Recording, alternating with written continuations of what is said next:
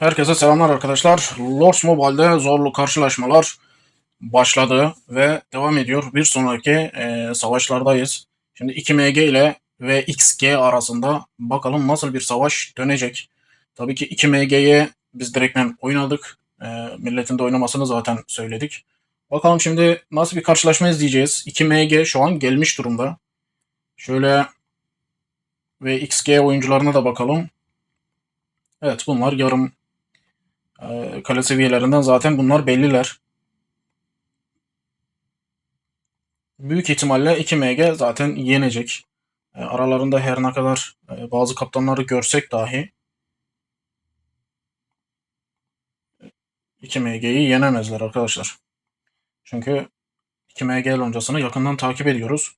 Şu an mesela bak 15 kişiler, 2MG 29 kişi. Şöyle bakalım. Evet, zaten direkt anlaşılacak derecede adamlar, seviyeleri falan full. Bu 2MG loncası başka loncalardan kaptanlar aynı loncada toplanarak oluşmuş durumda. Şurada mesela Baron falan var. Bu Muhammed. Evet, görüyorsunuz imparatorluk ekipmanı var. Dediğim gibi bence final oynayacaktır yani bu lonca diye düşünüyorum. Örnek Graf aynı şekilde imparator ekipmanlarını görüyoruz.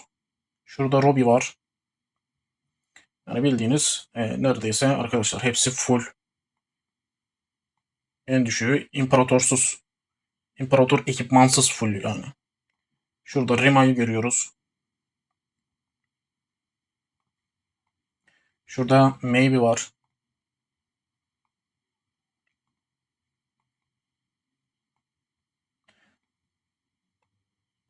Karşı tarafa şans vereceklerini sanmam.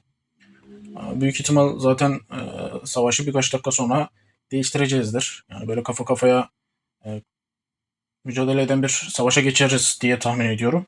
Çünkü burada bariz belli. 2MG karşı tarafa oynatmaz. Şimdi birazdan göreceğiz. Açılır açılmaz siz de zaten bunun farkına varacaksınız. Evet. Kaptanlar gidiyor. Şöyle bakalım. Hemen 2MG'den kaptan gelmiş. Maybe burada. Şuraya Rima gelmiş. İçtima açtı. Evet, Graf buraya gelmiş. Evet, Maybe de burada zaten. Robbie. Evet. Gördüğünüz gibi doldurucular asker atmaya başladı. Arkadaşlar bot. Bunlar bot. Evet, güzel bir görünüm oluşturuyorlar. Dediğim gibi kaptanlar hariç geri kalan bot kalelerden oluşuyor. Ondan dolayı kendileri favori. Direktmen full olarak zaten oynuyorlar. Bak 30 kişiler. Kaptanlar harici full bot olarak doldurucu yapıyorlar. Bak direkt almamışlar çünkü bot asker atmıyor direkt şey. İçtimai asker atıyor. Evet, Maybe burada vuruyor mesela. İçtimai aldı. Bak burada bir tane mesela güçlü elemanları var. Şuna bakalım. Ya bunun eksikleri var. Bu da Hisar'da ötekilerle kapışamıyoruz diye sayabiliriz. Şurada mesela bir kaptanları var. Evet, bu da görecek ki Hisar'da savaşamayacak. Graf, Çiçi yer burayı. Evet, burayı da almışlar. Evet, birazdan dediğim gibi tam anlamıyla netleşecek. Ve XG'nin hiçbir yere alamadığını göreceğiz. Çok az kaldı.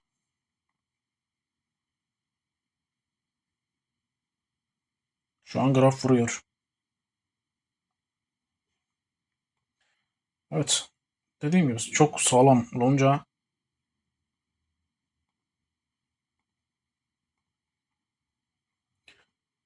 Evet. Bizim eleman da gelmiş.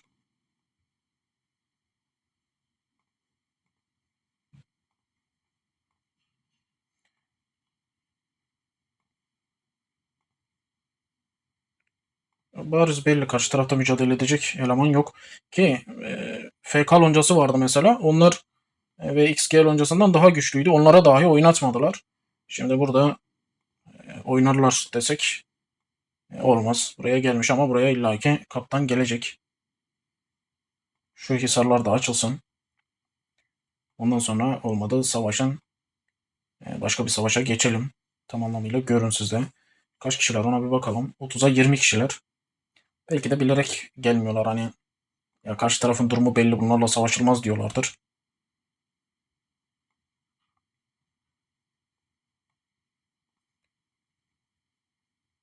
Şurada kale seviyelerinden bile rakipler belli yani. 3-2 falan. Burada adamların hepsi 6. Bir tane yeni eleman gelmiş. Yok.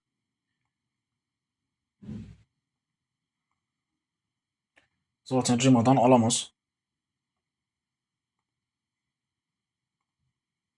Adam imparator.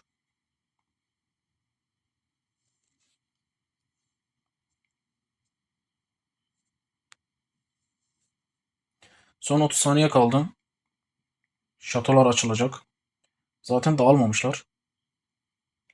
Bu VXG loncası nasıl acaba, bu buraya kadar gelebilmiş? Şu an onu kestiremedim. Çünkü tam anlamıyla her hisara koşturacak kaptan göremedim. Çok fazla düşük seviye oyuncusu var. Yani biraz da demek ki şans onlardan yanaymış. Evet, şu an açıldı. Şöyle haritayı bırakalım. Şimdi bunlar bakalım içtimaiyle mi olacaklar.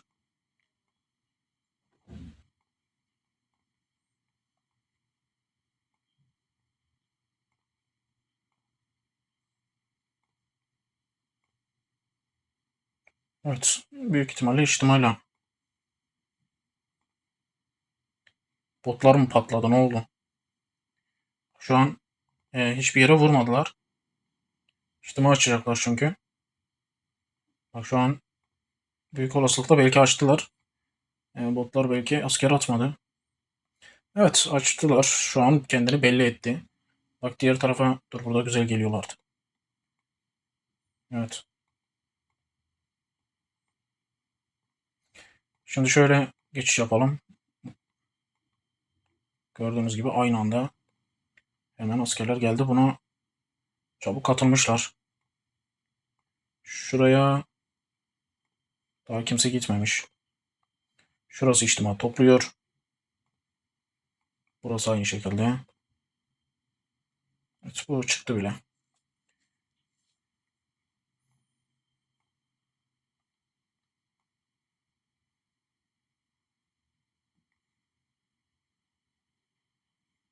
Evet, graf açtı burayı içtimayı. Şimdi şuralarda düzelecektir. Şurada 4 tane var ama mesela düzeldi. Şurası, evet, Muhammed geldi. Orayı da alacak.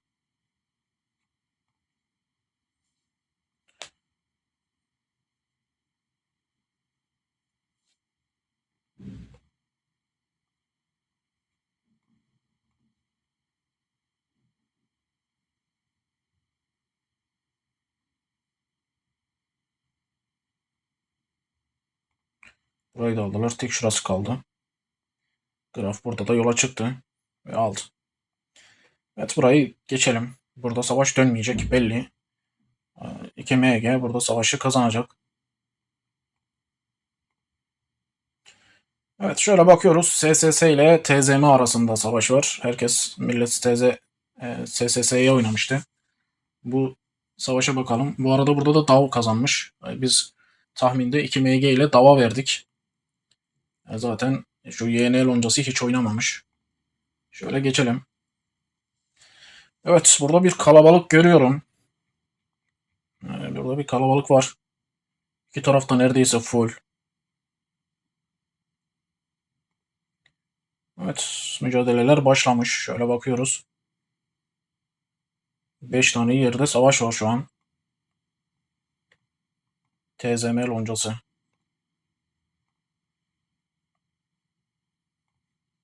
Şuraya bakalım.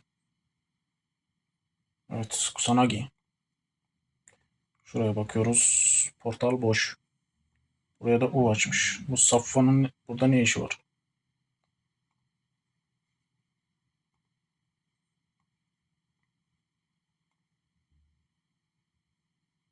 Şurada bir mücadele var.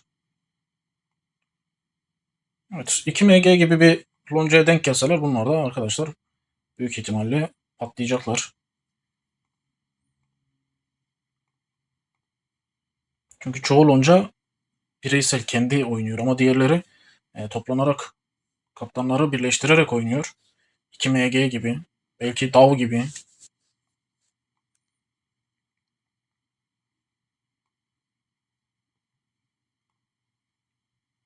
Şu an S loncası önde. Evet, yola çıktı. Şuna bakalım. Ekipmanı. Evet, sağlam. Nurse'ye bakalım hemen. Evet, Nurse aslında onun kadar sağlam değil ama adam aldı.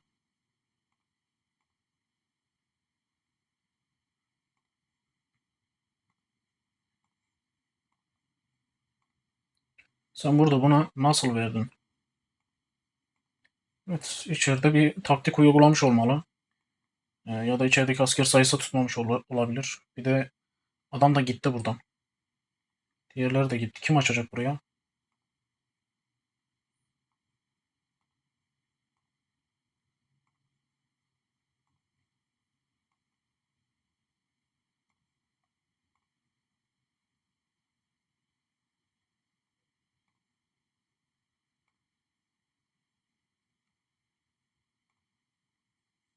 Şu an iki tarafta full. İki tarafta fulllemiş.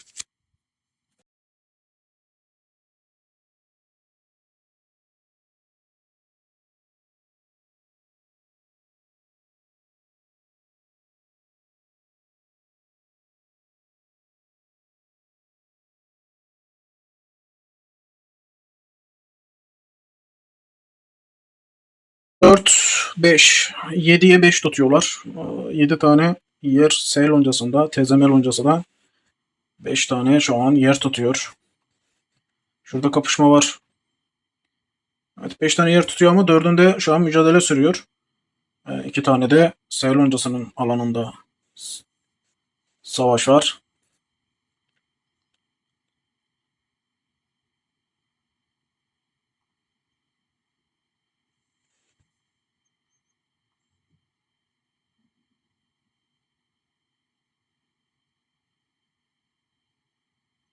Şurada 2 tane seviye altı kale görüyoruz.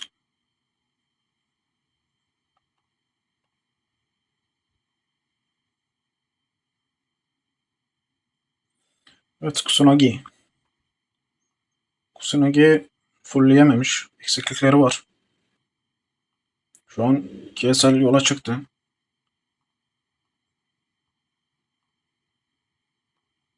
Alt. Birbiriyle mücadele edecek türde iki kalede. Yani bunlar alver yaparlar.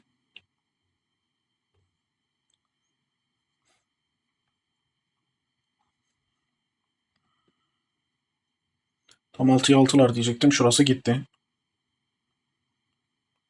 Krito vurdu burayı. Bakalım Krito'ya 12, 15, 15, 108. Bunu acaba hangisi tutuyordu?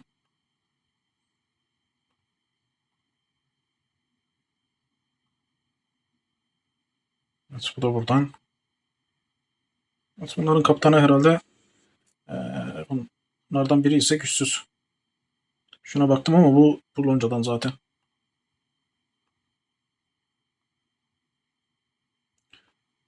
Evet. Fartenheimer şu an içtima açmış. 138. Tekrar bakalım. Evet, kutsamada falan bir tık aşağıda. Ama ekipmanı belki full çıkabilir. Bunların mücadeleleri hiç olmazsa savaş var. Mücadele ediyorlar. Bu şekilde gidecektir sonuna kadar. 6'ya 6 şu an. Savaş devam ediyor. Şimdi bir değiştirelim. Bakalım başka nerede ne var. PCS loncası ile K loncası arasında şu an savaş var. Evet, karşı taraf gelmemiş. Hatta gelmiş 23 kişiler ama Demek ki savaşamadılar. Bak Kağ loncasını savaştırmıyorlar. Bak şurada kaptan var.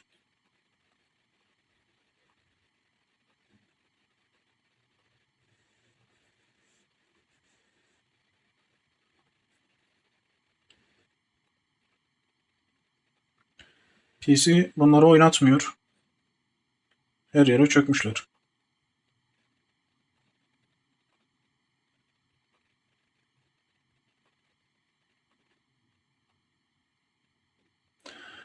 Evet arkadaşlar, bu savaşın sonucu belli. Dediğim gibi şu an bir kıpırdama yok. Mücadele etmeye çalışsalar dahi şurada var ama bu da yeterli değil. Şimdi saldırı değerlerini falan da hep diğer PC loncası almış. K loncası burada büyük ihtimalle savaşı bırakacak yani. Çok az kalmış. Şimdi baktığımızda Fem loncası ile M loncası arasında savaşı görüyoruz. İki tarafta yoğun gelmiş.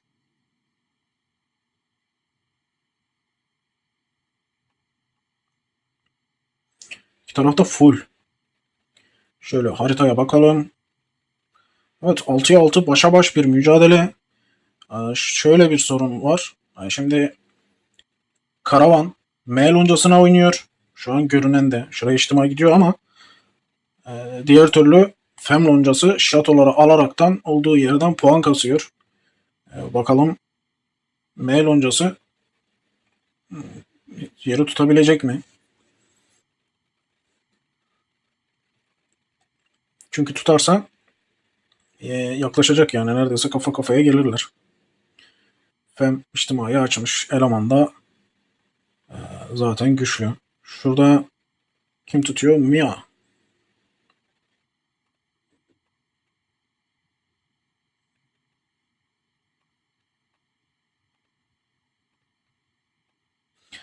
Kafa kafayalar. Birbirlerini bunlar yerler.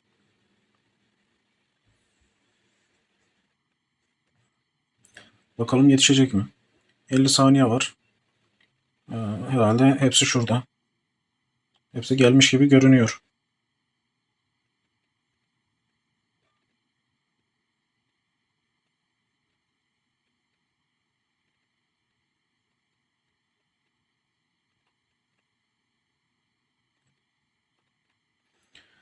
Evet 20 saniye kala halıyla vurdular.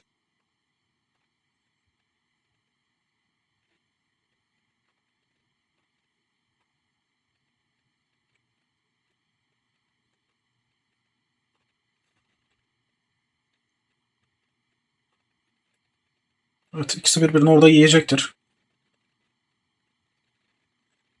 Ama puanı alsaydı Fem loncasına yaklaşacaktı. Burada kıran kırana bir kapışma geçer. Şu an buraya biri gelecek sanırım.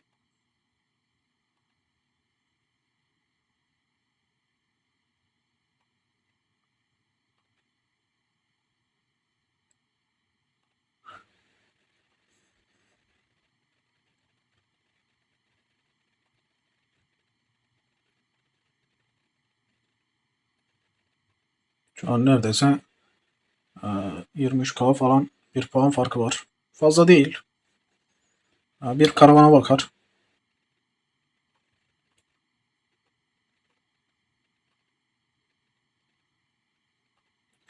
150B. Şöyle M'ye bakalım. Evet bunlarda 167B. Vahım şahım aralarında fark yok.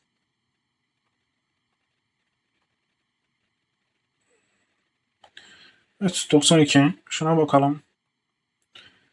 Alması lazım. MRT'nin X Jay'ı alması lazım. Bakalım nasıl bir vuruş gelecek. Hızlandırdı şu an. Çünkü bir yandan da karavan yaklaşıyor.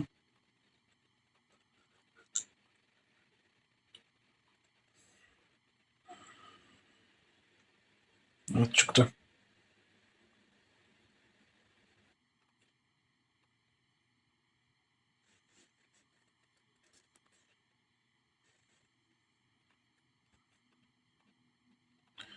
Oldu. Kolay arkadaşlar. Şimdi bununla savaşması kolay. Çünkü ekipmanların bazıları düşük kalmış. Kale tama yıldız sayısı düşük kalmış. Kutsalı düşük. Bayağı bir şeylerde düşüklük var rakip kaptana göre. Yani savaşı bırakmıyor M loncası. Şu anda 2-4-6'ya 6'lar.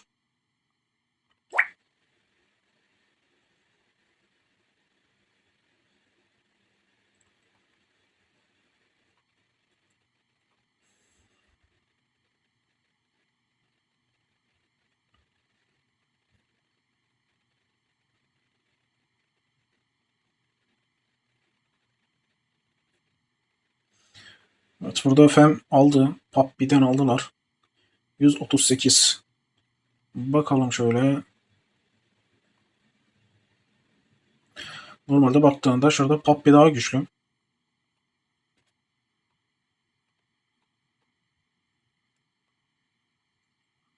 PUBG güçlü ama Hisar'ı verdi. Aradaki fark kapanmıyor.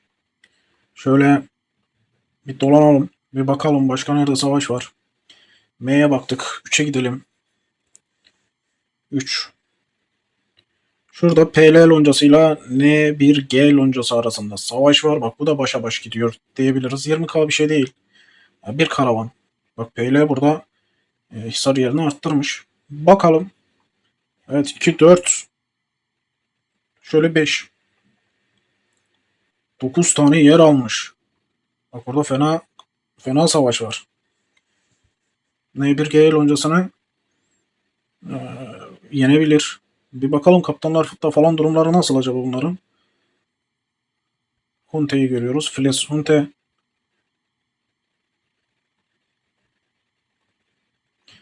Evet full değil. Şu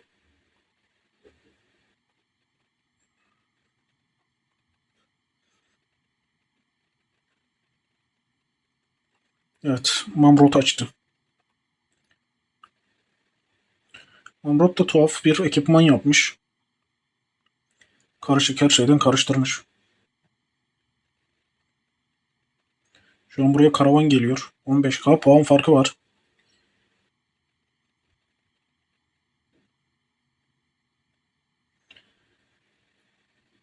Yer üstünlüğü PL'de ama puan olarak N1G loncası şu an önde götürüyor.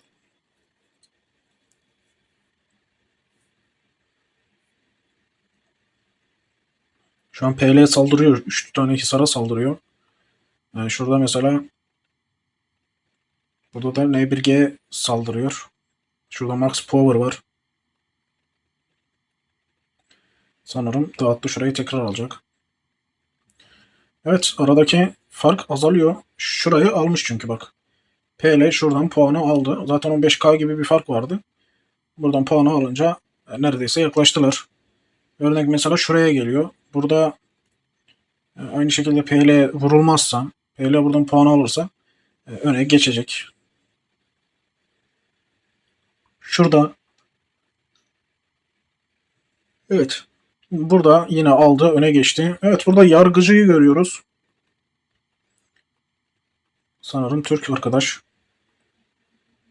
Kalesini göstereyim. Şurada bir kalesi var. Lady yargıcı. Evet öne geçtiler. Sanırım birazdan farka gidecekler. Bak iş tam anlamıyla dönmüş. Öne geçtiler ve farka gidecekler. Şurada alamadılar. İçtima geliyor. Şurada içtima. Şurada savaş var. Bak hızla. Hangisi geliyordu? Mamrot almış burayı evet. Mamrot oraya içtima açmıştı. Almış. Şurada altın şato. Vayne almış.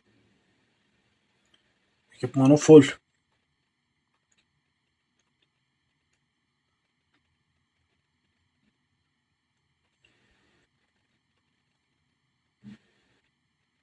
Burada işler bayağı bir değişecek. PL loncası farka gidecek. Bunu görebiliyorum.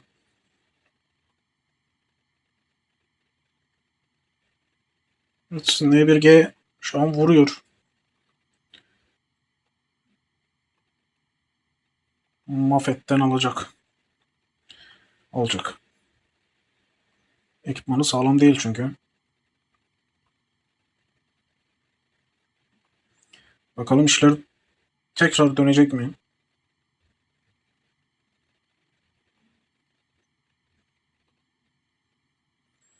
Şu an burada bir sıkıntı yaşanıyor. Hızlı olmalar lazım. Halı basacaklar. 17 saniye. Evet, halı geliyor. 10. Arkadan bir kişi daha asker attı. Ne oldu? 2 saniye, 1 saniye. Erken davrandı yani. Demek ki güçsüz. Okuyan Yasmin'e göre güçsüz demek ki karşıdaki kaptan. Ama bildiğiniz erken dağıttı. Tabi puan geçti. PL loncasına. Şu an buraya geliyor.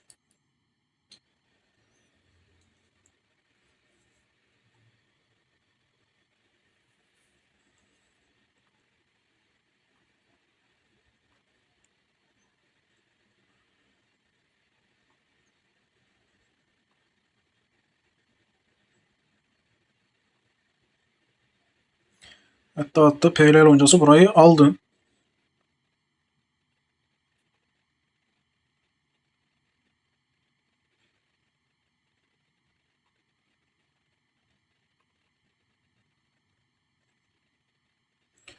Şu an 2-3 tane yer tutuyorlar. İkisi de saldırıya uğruyor.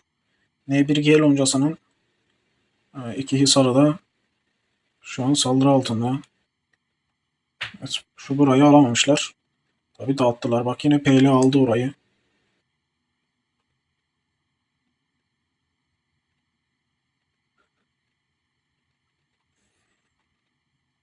Dağıttılar diye aldı adam. Bu farkı bir kapanıyor gibi oldu. Şu an şöyle bir bakalım hızlıca. Mücadeleyi bırakmıyor N1G loncası. Şurayı mesela almış karavanı tutmak için. Şu Vayne bırakmıyor savaşı. Demek ki karavanları kovalıyor. Bunu alırlarsa şu an geçerler. PL loncasını geçeceklerdir. Bakalım. Daha 2 dakikalık süre var. Evet. Mambrot geldi. Şu an puan kaptırmamak için. Hala süre var. 1 dakika açarsa yetişecek. Bakalım. Ama şurada mesela burada direktmen PL'ye puan işliyor. Eleman da topları almış rota temasına her yere top gönderiyor. Bak şurayı tutacağım diye şurası boşuna gidiyor. Burada da burayı vuracak eleman yok. İşlemi açıldı. 1 dakikada artık doldu dolmadı. Bakalım Vayne'den alabilecek mi? İkisi de birbiriyle vuruşacak derecede bir bakalım. 150 şöyle.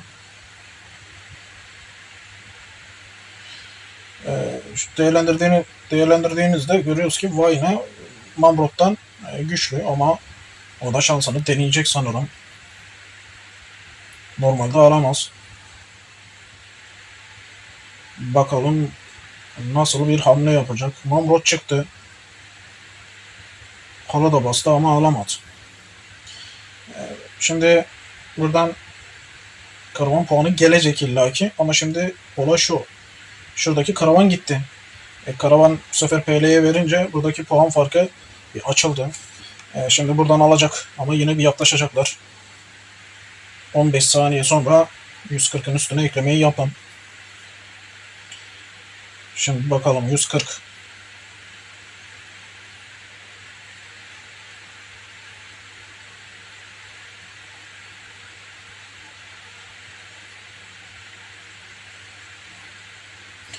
Çok düşük bir ekleme yapıldı. 140'da 149 gibi bir şey oldu. Bence düşük bir ekleme oldu.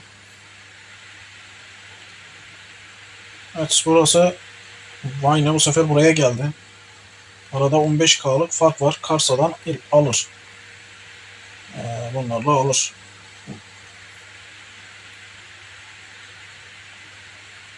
3 tane şu an yer tutuyor. N1G yakındır. Fazla sürmeyecek gibime geliyor. Evet, Tatus çıktı meydana.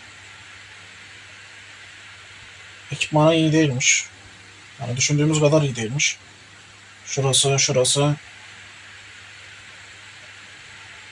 Yani Tatus burayı tutabilse, bir yer tutsa, şu Mamrot da bir yer tutsa o şekilde götürürler diye tahmin ediyorum. Şurayı mesela kim tutuyor? Kuyen Yasmin. Evet, Kuyen Yasmin aslında çok iyi değil dışarıdan bakınca. Evet.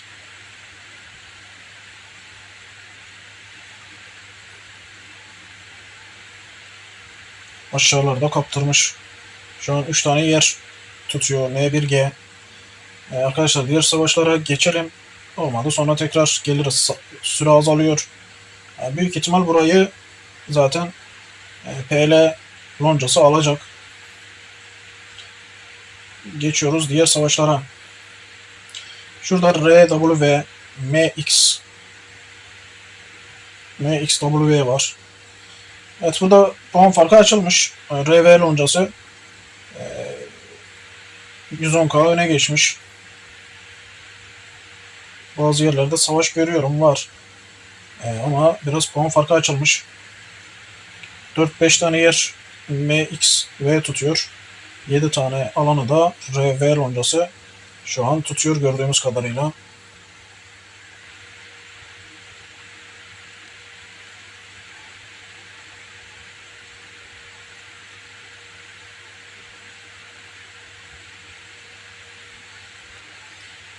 Evet, burayı RV alacak gibi süre azalıyor. Şimdi tam tersi bir durum olsaydı biraz üstüne dururduk. Hani bu acaba çevirecek mi diye ama büyük olasılıkla sanki çeviremeyecek gibi. Çünkü diğer taraf tutuyor. Evet, burada bir karşılaşma görüyoruz. Buradaki karşılaşma da kick loncasıyla LGV arasında oynanıyor. Aradaki farka bak. Evet, bir yerlerde savaş var. 3-5 tane alanda saldırı görüyoruz. Şöyle altın şatoya bakıyoruz. Evet, Wolf Basil. Tam bir savaşın eşiği. Bak, Basil'le şu an Florin vuruşuyor. Florin sonradan çıktı piyasaya ama tabi Basil biraz daha tecrübeli. Yine kafa kafaya vuruşurlar ama Basil büyük olasılıkla alır gibi. Biraz burada duralım bakalım bir. Çünkü burada sağlam elemanlar var. Bakalım savaş nasıl gidiyor. Bu arada fark açılmış ama yine de mücadeleye devam ediyorlar. Evet, Wolf Basil çıktı. Bakalım ekipmanı. Evet, ekipmanında 2 tane imparatorluk ekipmanı gördük. Ki halıyı da bastı. Bu şekilde aldı Florin'den. Evet, Florin'de şurada eksikler var. Kutsamalarda eksiklikler var. Wolf Basil baron olarak yerini almış. Evet, Florin gitti. Çünkü vakit kaybetmeye gerek yok. Burada Basil'le savaşamaz. O kendini belli etti orada. Şöyle baktığımızda diğer oyuncular arasında nasıl bir savaş var bakalım. Şurada mesela Zamol'u görüyoruz.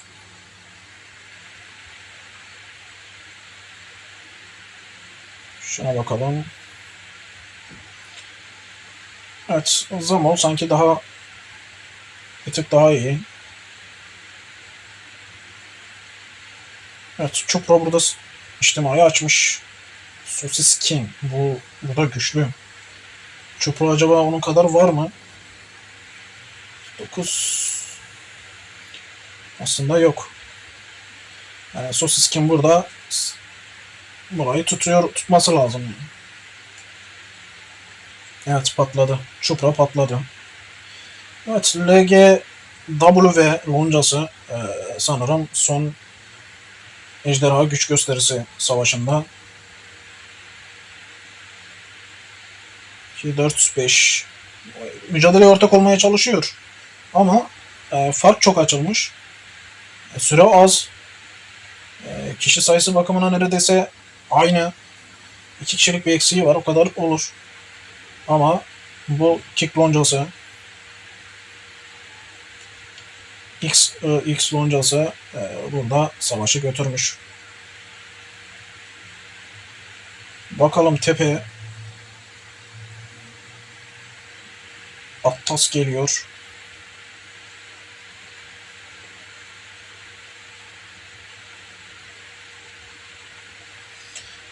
Tepe ondan güçlü gibi görünüyor. Bakalım hızlandırdı, sanırım vuracak.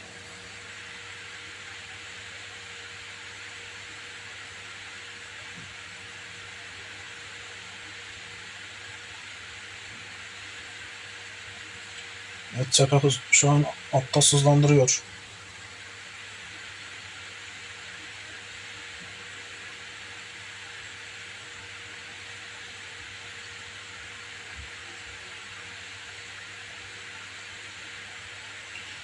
Evet, yola çıktı. Attas'ın ekipmana bakıyoruz. Evet, alamayacak gibi ya. Bu da değişik giymiş ama nasıl bir ekipman giydi, niye böyle giydi? Bildiğin suvari ekipmanı giydi üstüne. Tepe suvari ekipmanı giydi. Eleman mix gelirken bu niye öyle bir şey giydi?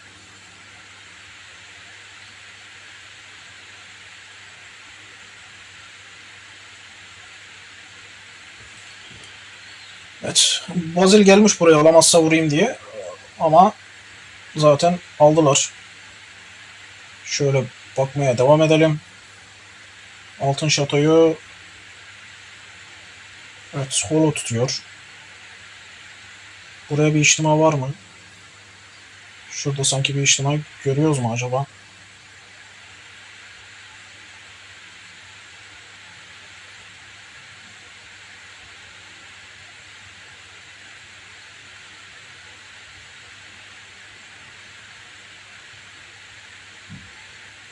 Sanırım buraya içtima yok.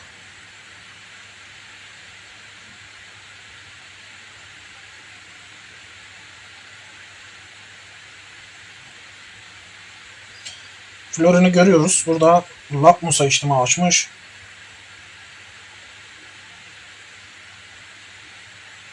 Evet, Lakmus'tan bir tık herhalde şeyi var ama belli olmaz, Lakmus tutabilir. Çok kafa kafayalar. Ama böyleleri zaten birbirine fazla üstünlüğü yok.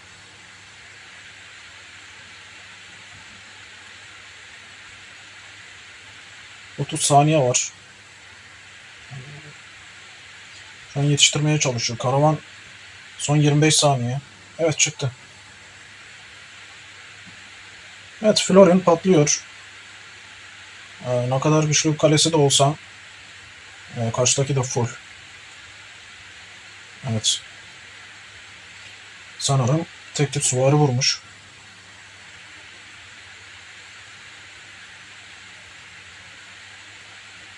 Evet, puanı alınca dağıttı. Bizim Lakmus puanı aldı. Florin bayağı bir zorlanıyor. Zorlandığını görüyoruz. Wolf Bazil burayı almış.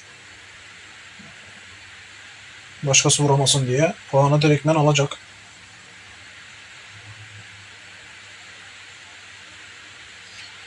Dediğim gibi arkadaşlar, burada Florin ve ekibini biraz zorlamışlar. Bayağı puan farkı var. Başka savaşa geçelim. Evet, şu anda da her yer kapandı. Her yeri kapattılar. Her yer kırmızı görünüyor. Savaş burada LGW için zaten bitmiş.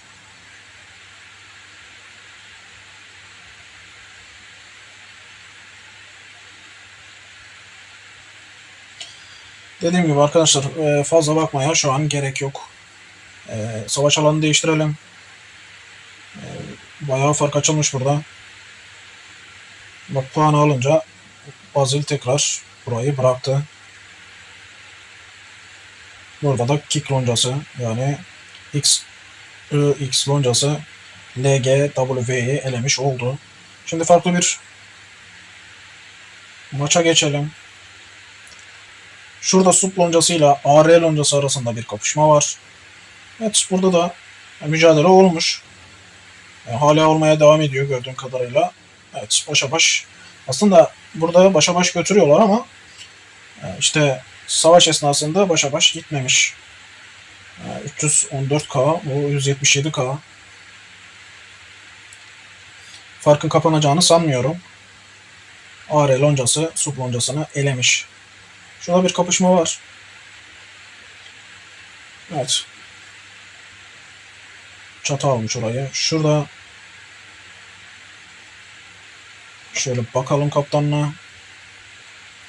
386. Evet, burada da AR loncası savaşa almış. Sup loncası elenmiş. Şurada MZR ve ok loncasını görüyoruz. Burada da fark var. Şu ok loncası da bayağı 6 level. Belki de onlar da bot kullanıyorlar. Şu an bakıyorum. Bu kadar kalip bir araya gelmiş. Ottoman. Bir öncekinde bunların savaşını göstermiştik. Şimdi eleniyorlar. Bir öncekinde eze eze yeniyorlardı ama şimdi karşılarına güçlü rakipler çıkıyor. Savaş bitmiş. Burada da bitmiş. Şurada dolar ok loncası kazanmış. Burada da MZR eleniyor diyebiliriz. Böyle geçelim. Bakalım başka ne var. Şurada VA loncasını görüyoruz. Yenmiş NRS loncasını. Öyle 5. gruba gidelim. Evet, 5. grupta T4K burada elemeyi geçmiş. M4 loncası elemeyi geçmiş. İkisi karşılaşacaklar. Burada Loa ve Auf loncasını görüyor. Savaşıyorlar. Ru loncası burada elemeyi geçmiş. Şimdi kazananla maçı bekliyor. Burada fazla bir savaş dönmemiş. Auf loncası Loa loncasını yenmiş. Kafa kafaya kişi sayısı. İçeriye de bakınca bir mücadele dönüyor gibi görünüyor ama Loa loncasında nedense puan toplayamamışlar. Ve Loa'nın şu an hisarlarına içtima gidiyor.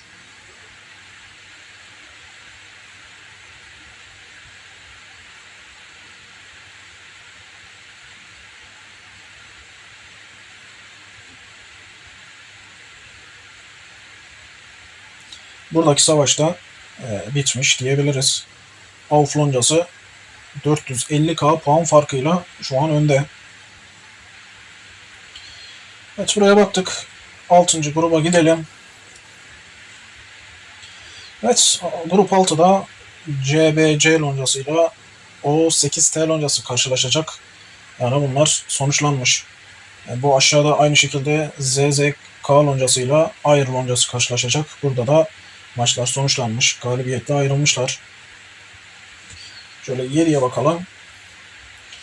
Evet, 7'de de karşılaşmalar bitmiş. VR loncası LBA loncasıyla karşılaşacak.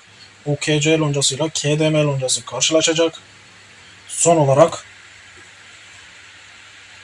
evet, CAO loncasıyla YMT loncası, LEG loncasıyla B loncası arasında karşılaşma olacak. Bunların maçları bitmiş. Tekrar başa dönüyoruz.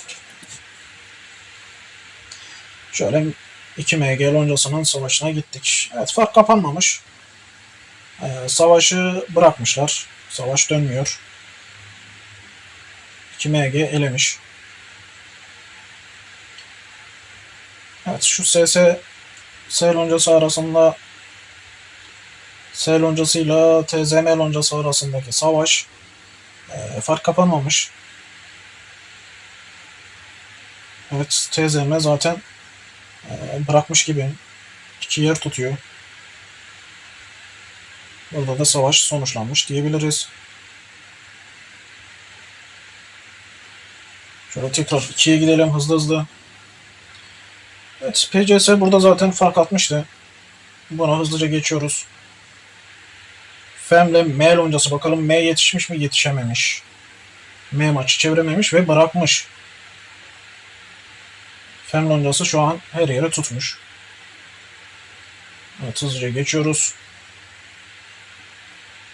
Şöyle 3'e geçelim. PL loncasıyla N1G loncası arasındaki maça bakıyoruz. Evet, kafa kafaya bir mücadele geçiyor burada. Ee, Maç nasıl sonuçlanacak bakalım. N1G bırakmamış. Ama şu an Hisarlar'da 2 tane eksiği var. Şu an önde götürüyor. Hisarları daha önce almışlar. Şu an puan önde gidiyor. Şurayı, evet, PL orayı tutuyor. Evet. N1G içtimai açmış. Max Power. Mamrot. Büyük ihtimal alacak Max Power.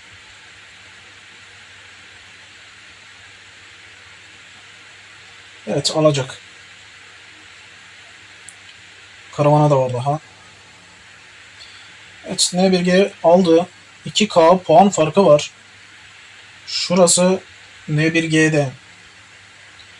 Evet, PL'den buraya hemen bir kaptan geldi.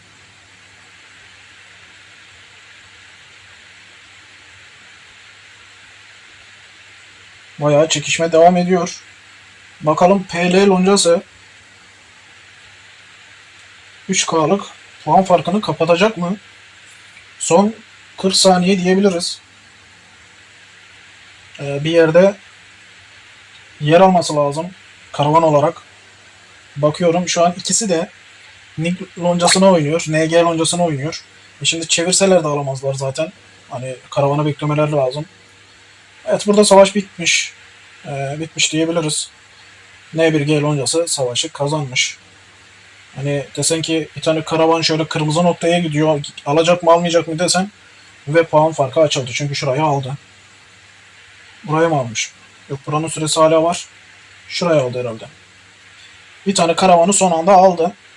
O şekilde N1G loncası savaşı kazandı. Ama bayağı bir savaş olmuş. Çetin savaş geçti burada.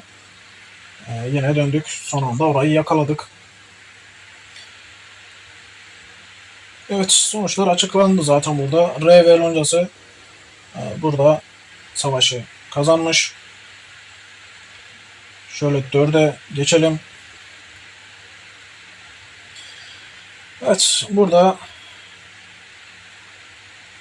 550K'ya 83K bir sonuç. Kick loncasıyla LGV arasında LGV artık elendi. AR loncasıyla oynayacaklar. AR loncası bakalım ne yapacak, nasıl bir sonuç çıkarır. Ok loncasına Vuva zaten başta rakip gelmişti. Bunların sonucu bekleniyordu. Ok loncası almış. Şöyle 5'e bakalım. Evet.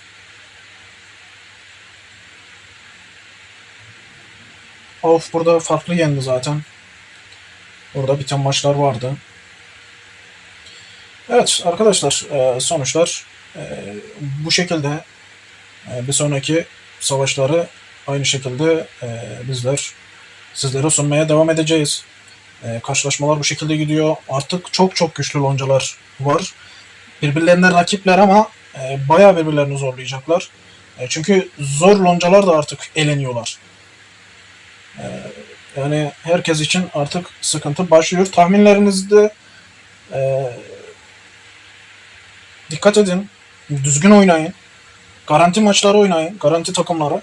Çünkü yarın öteki gün sıkışacak. Belki ileride oynamak istemeyeceksiniz. Onun için buralarda oynayıp daha çok tahmin sikkesi biriktirseniz sizin için daha iyi olur.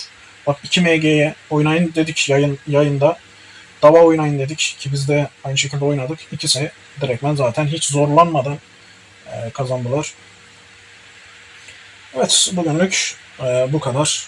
Zaten çıkan loncaların hepsini gösterdik. Kendinize iyi bakın. Sağlıcakla kalın. Görüşmek üzere.